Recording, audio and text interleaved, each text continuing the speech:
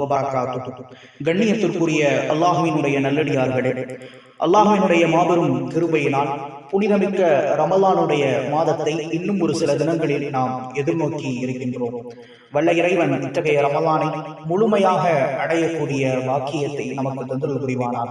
மேலும் அந்த ரமலானில் அவனை அதிகம் இபாதத்து செய்யக்கூடிய, வணங்கக்கூடிய வாக்கியத்தை நாம் அனைவர்களும் பெறக்கூடிய நன்மக்களாக அல்லாஹ் தந்தருள் புரிவானாக என்று துஆ செய்தவனாக இப்பதிவை துவங்குகின்றேன். ரமலான் வருவதற்கு முன்பாக இந்த ஒரு துஆவை பெருமானார் ரசூலுல்லாஹி ஸல்லல்லாஹு அலைஹி வஸல்லம் அவர்கள் அதிகம் ஓதி வருபவர்களாக இருந்துள்ளார்கள். தபரானி என்கின்ற நபிமொழி தொகுப்பிலே 284வது ஹதீஸாக பதிவு செய்யப்பட்டுள்ளது.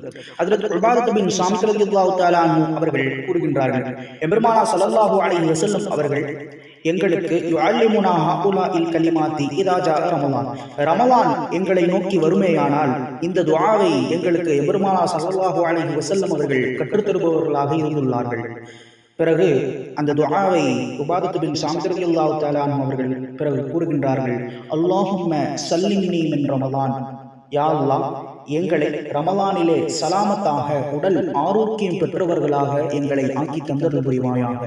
மேலும் வஸல்லிம் ரமலானனி வதஸல்லம்ஹு மின்னி முத்தகப்பலா, எங்களிடமிருந்து ரமலானை சலாமத்தாக ஆக்குவாயாக, எங்களிடமிருந்து அந்த ரமலானை கண்ணியம் பொருந்தியதாக, அதனுடைய கண்ணியத்தை கலைக்கும் பொருட்டாக எந்த ஒரு செயலையும் நாங்கள் செய்யாமல் இருக்கக்கூடிய பாக்கியத்தை எங்களுக்கு தந்தருள் புரிவாயாக. அது எங்களிடமிருந்து கபூலானதாக, அல்லாஹ்விடத்தில் கபூலானதாக ஆகியிருக்க வேண்டும் என்ற இந்த ஒரு துஆவை பெருமானார் ஸல்லல்லாஹு அலைஹி வஸல்லம் அவர்கள் அதிகம் ஓதி வருபவர்களாக இருந்தார்கள். மேலும் எங்களுக்கும் இந்த துஆவை கற்றுக் கொடுத்தார்கள் என்பதாக உபாதத் பின் ஸாமித் ரலியல்லாஹு தஆலா அன்ஹு அவர்கள் கூற தபரானி என்கின்ற நபிமொழி தொகுப்பிலே பதிவு செய்யப்பட்டுள்ளது. ஆக இந்த துஆவை நாம் அதிகமாக நம்முடைய தொழுகைகளிலே, நம்முடைய தனிப்பட்ட திக்ர்களிலே சேர்த்துக் கொள்ள வேண்டும்.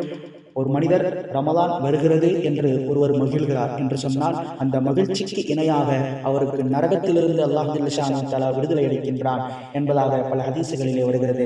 எனவே ரமலானை நாம் எதிர்நோக்க வேண்டும். ரமலானை நாம் எதிர்நோக்கி அதற்கான தயாரிப்புகளை மேற்கொள்ள வேண்டும். அந்த அடிப்படையில் இந்த ஒரு துஆவை நாம் அதிகம் நம்முடைய தொழுகைகள் ஓதக்கூடிய பாக்கியத்தை வல்ல இறைவன் நமக்கு தந்தருள் புரிவானாக. ஆமீன். அஸ்ஸலாமு அலைக்கும் வரஹ்மத்துல்லாஹி வபரகாத்துஹு.